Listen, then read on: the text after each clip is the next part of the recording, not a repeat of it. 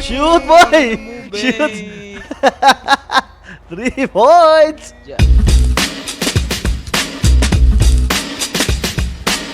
Kita. Pinulot lang Ang ako. Sige, linabas.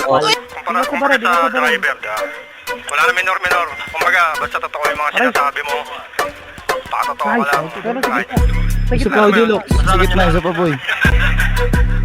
Malabang hindi yung naranasan ng hirap, kaya hindi yung ramdam ng manita ang utak, kaya di nakikiramdam. Wag kang magmamataas kung tapang mo ay hiniram na sa panahon namin kapag paruwan ay pinuputukan.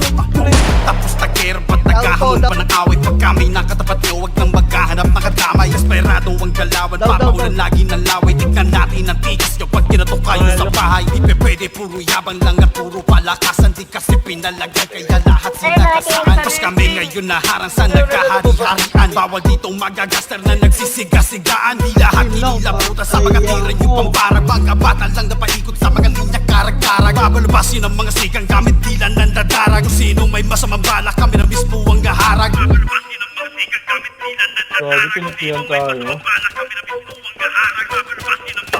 May drone.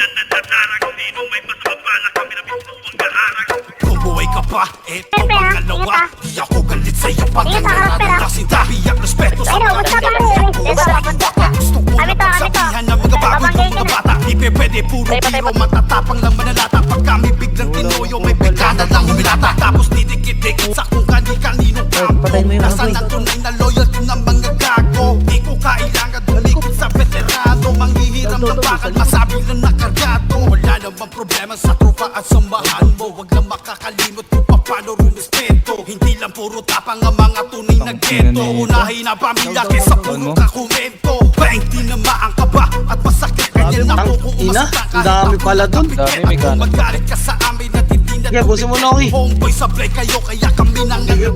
Right side. Okay, dalawa. Last guy, Locks. Aray, patay.